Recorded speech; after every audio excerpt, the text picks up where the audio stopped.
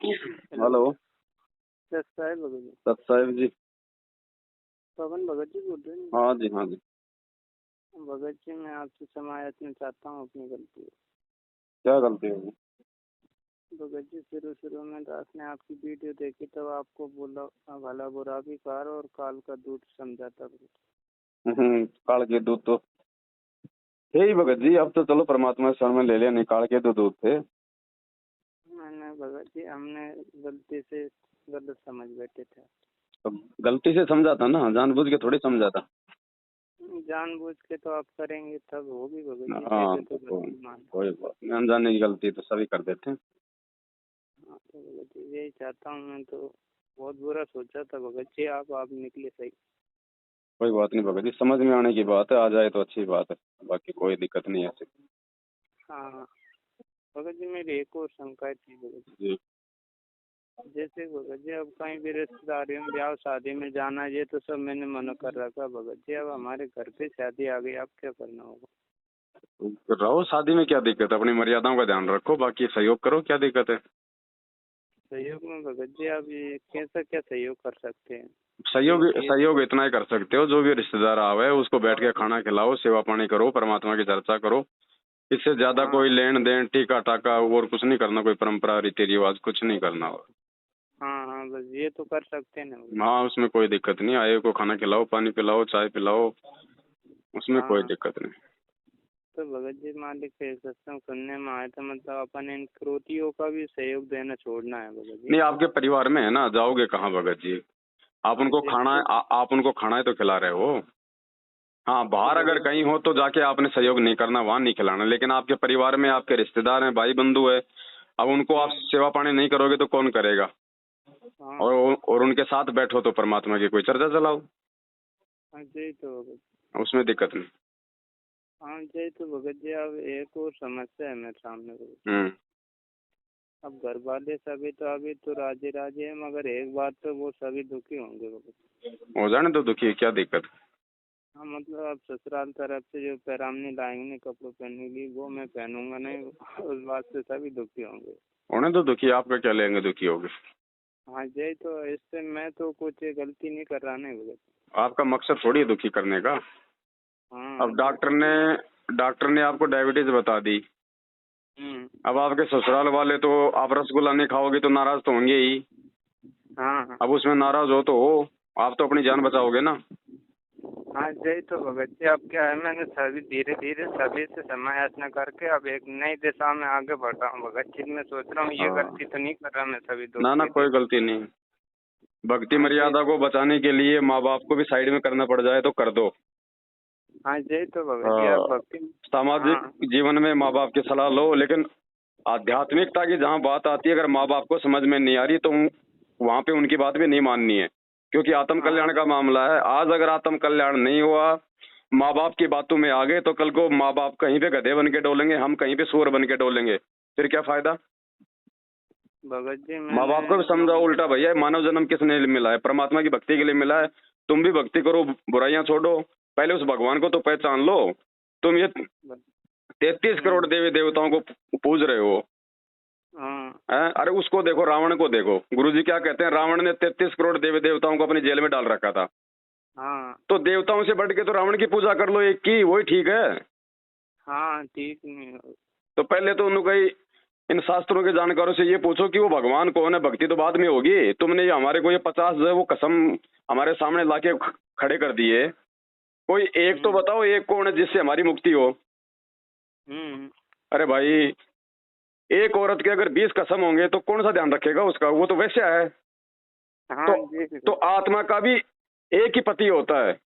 अब हमारे को ये 33 करोड़ सामने खड़े कर दिए, व्यभिचारणी बना दिया हमारे को। जी भगत जी बना दिया। हैं?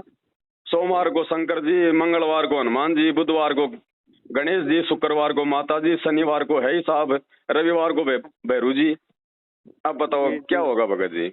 इसीलिए तो सब लोग दुखी हैं, सब भक्ति कर रहे हैं, फिर भी सबकी दुर्गति है, किसी को शांति नहीं है, किसी की दारू मीट मांस अंडा जर्दा नहीं छूट रहा। क्यों नहीं छूट रहा? क्योंकि भक्ति वो ठीक नहीं कर रहे हैं ना, तो भक्ति से मतलब शक्ति कहाँ से आएगी? जी जी। तो भगत जी आत्म कल्याण का मामला है, परमात्मा धरती पे आया हुआ है, बाद में कोई मौका नहीं मिलेगा। 84 लाख योनियों में एक बार अगर एंटर हो गए ना, निकलना मुश्किल हो जाएगा फिर। भगत जी अब ये आज मौका है, बहुत ही बड़ी है, आप सुनिए लो भगत। सीधा सीधा बोलो भगत जी, कोई कोई लोकलाज नहीं है, कोई शर्म नहीं है। माँ हो चाहे बाप हो चाहे भाई हो चाहे बीवी हो, आत्म कल्याण के मामले में कुछ नहीं। उनके साथ तो हमारा केवल इसी जन्म का संबंध है। और अगर इस परमात्मा से संबंध ठीक रख लिया ना, तो ये सदा सदा के लिए अपने लोक में ले जाएगा फिर। नहीं भगत जी, ये अगले जन्म में माँ का जन्म कहाँ होगा, बाप का जन्म कहाँ होगा, और पिछले जन्म में कौन था मालूम है क्या कि ये मेरी माँ थी? क्या पता आज हमारी जो माँ है पिछले जन्म में काल ने उसने हमारी कोमल की बीवी बना रखी हो।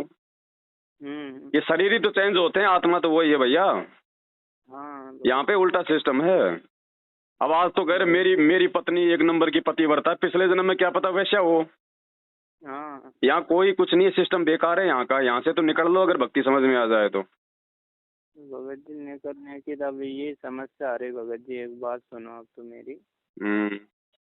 जैसे कि भगत जी अब मैं जब से नाम लिए, मैंने अभी 2021 में लिया नाम, मान लो 2020 के 2 दिन ही लास्ट थे, मैंने 29 दिसंबर 2020 को नाम लिया था भगत जी। तो भगत जी रास्ते मैनेजमेंट के पीछे लगते हुए भी अनेकों गलतियाँ हुई, और सत्संगति में जुड़ने के बाद भी हुई गलती है। तो भगत जी वे गलतियाँ मुझे कोस रही भगत जी बहुत बुरी तरह। देखो भगत जी बात ऐसी है, अब ये तो आपको सोचना पड़ेगा, यहाँ तो आपको रुकना पड़ेगा। गलतियां करोगे तो उसके परिणाम भोगोगे, भक्ति करोगे तो उसका भगत जी मतलब शक्ति मिलेगी, साफ बात है। हाँ जिस दिन गलतियां रोक दोगे उस दिन आपकी भक्ति जो अमल की बचेगी आपके पास में, वो आपके ऊपर जाने के काम आएगी। नहीं तो परमात्मा की भक्ति अगर कोई शराब पीने वाला भी करेगा तो भक्ति से तो शक्ति उसमें भी आएगी।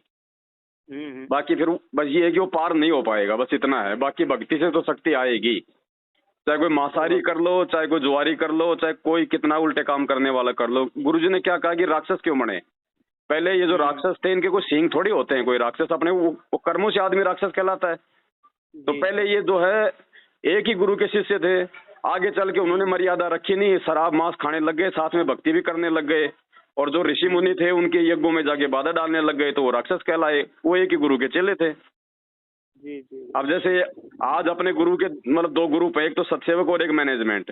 सत्सेवक बेचारे अपनी भक्ति करते हैं, धार्मिक भंडारे करते हैं, सत्संगतियां करते हैं। ये नालायक बीच में आके पुलिस वालों को शिकायत करके उनको रुकवाते हैं, तो ये राक्षस हैं। ये भगत होके भी ये राक्षस हैं। ये राक्षस के कोई सींग थोड़ी होते हैं। वो एक बात अलग है। वो सिद्धियों से अपने चाहे मतलब की पूंछ लगा लो, सींग लगा लो, वो एक बात अलग है। वो तो भगत जी मैनेजमेंट के पीछे है इसलिए राक्षस हो गए। कोई बात नहीं, जितनी गलतियां हो गई ना, गलतियां देखो भगत जी सबसे होती हैं। आज अगर समझ में आ गया है तो अपनी उन गलतियों से परमात्मा के लिए समय याचना करो। आगे से आपको सही रास्ता मिल गया, उस रास्ते पे चलो। उन गलतियों के बारे में सोचते रहोगे तो भक्ति नहीं बनेगी। यही तो बेगलती कोस रहे भगत जी, मैं आरती सब कुछ कर रहा हूँ मगर बेगलती हृदय से नहीं हट रही भगत जी। नहीं वो तो कोई देखो, अगर वास्तव में आपने हृदय से गुरु जी से समय याचना मांग ली है तो फिर वो गलतियां परमात्मा माफ करता है। उनका कोई मतलब नहीं है उनको याद करने से। फिर आगे ध्यान रखना, बस ये ध्यान रखना। तो भगत जी मेरी ये विश्वास नहीं बन पा रहा, क्या इसी जन्म में बात बन सकती है वो गलती? अब देखो ये तो आपके विश्वास पे है बड़े भाई। परमात्मा तो बात बनाने के लिए आया है। अब ये विश्वास तो आपको पैदा करना पड़ेगा, भक्ति करनी पड़ेगी। भगत जी इस बात से विश्वास नहीं हो रहा, और मौका भी नहीं है। जब तक गुरुजी धरती पे हैं तब तक ही मौका है, पार होने का बाद में मौका नहीं है। बाद में कोई पार नहीं होने वाला। जब गुरु के रहते सहते कोई पार नहीं होगा तो जाने के बाद कौन पार हो जाएगा? वो तो नहीं होगा। तो भैया सोचना छोड़ो और मार्ग में आगे बढ़ो। सोचना भगत जी, सोचने पे बेबस मैं इसलिए हूँ क्योंकि अर्जुन ने तो थोड़ी ही गलती की थी, उनकी उन्हें इतनी बड़ी सजा मिली। मैंने तो वो परमात्मा ने एक उदाहरण दिया था, अगर ऐसी गलती करोगे तो तुम्हारे साथ भी ऐसा ही होगा। वो डराने के लिए कि आगे चल के तुम कोई गलती ना करो। इसलिए अर्जुन का परमात्मा ने उदाहरण दिया था कि छोटी सी गलती की सजा भी अध्यात्म में कितनी भारी पड़ती है। जी लेकिन संभाल लिया ना परमात्मा ने अर्जुन को भी। जी तो ऐसे ही भगत जी हमें भी संभालेगा। आज है परमात्मा धरती पे। तो भगत जी मैं ये कैसे क्या नई शुरुआत करूँ, ये चिंता है मुझे खा रही भगत जी। शुरुआत कुछ नहीं भगत जी, जागो तभी सवेरा। परमात्मा से समय याचना मांग के आगे से अपनी भक्ति पे लगो, गलतियां करने से बचो। बस ये शुरुआत। और इसमें कोई बैंड बाजे थोड़ी बजाने पड़ेंगे शुरुआत के लिए। ये तो भगत जी भले मैं आरती कर रहा हूँ, कुछ भी कर रहा हूँ, पर मेरे विश्वास नहीं बन पा रहा भगत जी। वो तो देखो आपको कोशिश करनी पड़ेगी भगत जी उसके लिए। तो कोशिश कैसे क्या करूँ भगत जी, मैं भक्ति गलतियाँ करो भगत सामने जी, दिख। भक्ति करो, उससे और क्या कोशिश करोगे उसकी। बस भक्ति करो, हम भी तो भक्ति कर रहे हैं ना, हम कोई ड्रामा थोड़ी कर रहे हैं कोई। भगत जी आप तो ये बता दो, मालिक अगर कोई गुरुद्रोही होगा और मालिक से जमायत न करे, क्षमा कर देंगे मालिक उन्हें?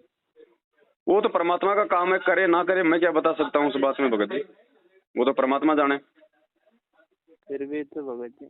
वो परमात्मा जाने भगत जी, उस चीज को हम नहीं कह सकते कुछ भी। वो क्षमा करेगा नहीं करेगा वो उसका काम है। बाकी माँ अगर हृदय से कोई समय यातना करता है तो मालिक तो समय करता है भाई। मैं अगर गुरुद्रोहियों को भी माफी मिलती हो तो फिर मान लूंगा कि मेरी गलती या तो क्षमा हो गई, मैंने तो नहीं की इतनी बड़ी गलती। नहीं तो आपने क्या कर दिया जो आप गुरुद्रोही हो गए? मैं गुरुद्रोही तो फिर क्यों फिर फालतू में फिर अपने अंदर ये विचार लेके आ रहे हो आप? नहीं, मैं तो इसलिए पूछा मैंने कि अगर गुरुद्रोहियों को भी मालिक क्षमा कर देते होंगे तो फिर मेरी तो गलती कुछ नहीं है अगर उनके आगे तो। देखो भगत जी, मजाक छोड़ो, सीरियस होके अपनी भक्ति में लगो आगे। हाँ ठीक है, जी। सब सही।